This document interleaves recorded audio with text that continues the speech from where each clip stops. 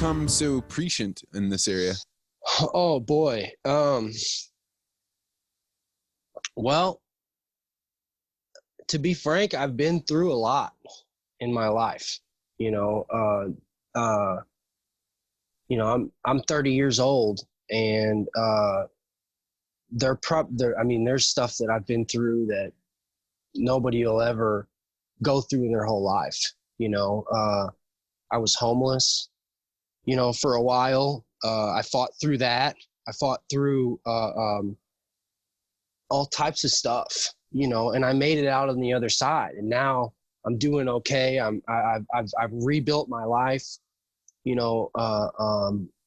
from some happenstance. I just had a bad hand, and I drew a bad hand, and I didn't play it very well either, and it all fell out. And then I built it all back up. But from all that, I learned, like, okay, since I've been through that hardship, since I've been through, all that comes with it, you know what I'm saying? That it's just like a lot. And now that I'm on the other side, it's like, well, maybe it's not so bad. You know what I mean? Maybe I just need to hang out. It's a different set of problems, You were saying about your hand being dealt, and I find myself saying I was dealt a really good hand, and then I kept getting other good hands, like cards passed to me. So I'm intimidated to ask you, like, but if you're open, what was the hand that you were dealt? Oh man. We can bring it up. Actually it started off where, I didn't have too bad of a family. Like I said, I wrestled through high school. I had a pretty good high school. I don't know if you know about Edwardsville High School. Oh, sure. Yeah. So I went there, and so it's a pretty nice school, all things considered, here. It's a suburb of St. Louis on the Illinois side, and it's where a lot of executives from the city work. There's a lot of people that used to own farmland. It's a nice area. It's a suburb of St. Louis in a way. Yeah, it is a nice area, and but I surrounded myself with some bad people, and I got wrapped up. And I say hand dealt, but really I dealt myself the hand. You know what I mean? Because when you really look at it, I didn't, everybody's got their own household problems. So even though I grew up in a nice area, behind closed doors, I wasn't really raised, how I was the model way of being raised. You know what I'm saying? It was a lot of face value imagery, but when the doors were closed, it was very negative, and a lot of pressure was, and it was never like feeling good enough. And so I pulled from that as a kid. In terms of your grades, or in terms of wrestling? I mean, or in terms everything. I mean, it was just like all aspects of my life were, I could do better, or look at this person, or, how are they doing things? And it was very image oriented, and it wasn't necessarily me that was trying to produce that as a judging of where should I be based on that person. It was more or less like the standards of my household growing up, and those standards, I never felt like I could reach those standards. And so I internalized that, and I started hanging around the wrong people.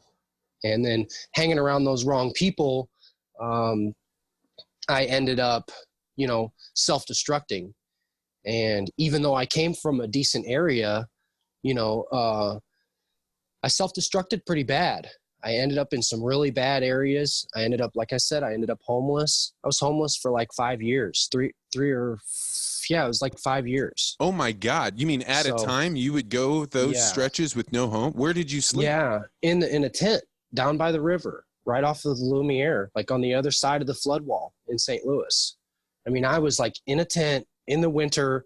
We had to keep fire going throughout the whole winter. If it went out, then it was impossible to get it back because it was snow and ice. And I mean, I was go to homeless feeding areas and food pantries and clothing drives. And I mean, it was nuts. And but you started this thing by saying like, I can work, I can do hard work. Why would you choose to live in a tent as opposed to working? Because I can't tell you that. I really don't know. I mean, I internalized a lot. I had a lot of lack of self-worth based off of the standards that appeared that I had within, growing up, not feeling good enough, not being up to standard with everyone else,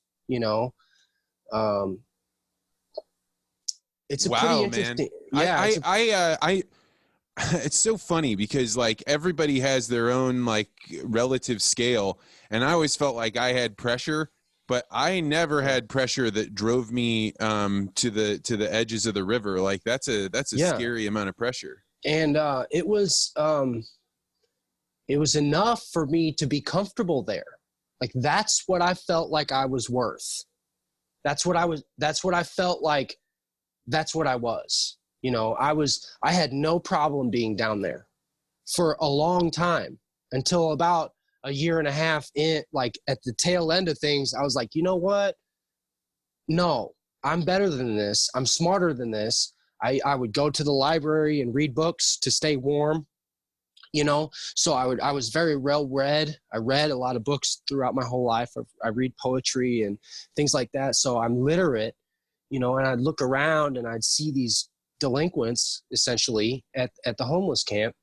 And I would just be like, man, I know I'm better than this. I know that, and so I fought through that. I thought through that psychology of things, Were you doing drugs? Yeah, it was readily available. I mean, when you go down to a homeless camp, I mean, everybody's drinking or on drugs. There's not, rarely ever do you find somebody that's really trying to do something with their life. And when they do, they move on quickly and they grow a lot like I did. Like finally, when I drew the line, I stopped drinking. I stopped doing drugs. Even though I was down there by the river, I searched for places, I got a gym membership so I could shower at the gym, because that's an issue. When you're homeless, you have no place to shower. All these homeless people, those churches that come down and they'll give you soap, but there's no place to shower. It's like, thanks for the soap. You know what I mean? Like, where am I supposed to shower? So I got a gym membership and I would be out there on, the side of the highway, just as you see when you drive down the street, people flying signs. I was one of those people holding a sign. No way. Absolutely. Yeah, I was holding a sign, will work for food, will work for a shower. I put that on my sign before, and people would stop by and give me McDonald's and give me their phone number. And if you want to work, then you can do this for me, and maybe we can find you something, figure something out for you. And then I stumbled on that. Eventually, I ended up in an apartment underneath the pastor, and I kind of worked from there. And now I'm in a much better place now. I've got a car. I've paid my insurance on my car out. All my bills are paid off. I'm working a lot.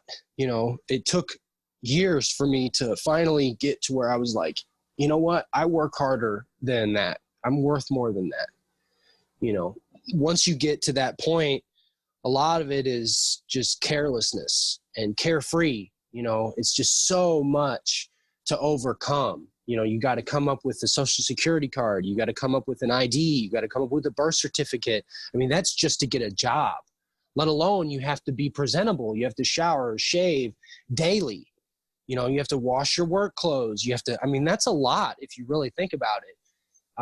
For someone that isn't used to that, that's been dirty for 4 months, has never washed their clothes in a year, that's a lot to handle. Instead, and then you're surrounded by people, it's like birds from a feather flock together. If you're down there homelessness and you're surrounded by all these other homeless people, and all they're doing is picking up change on the side of the street and buying beers and hanging out with you. I mean, that's what you're going to end up being, you know? And so the more you hang out, you know,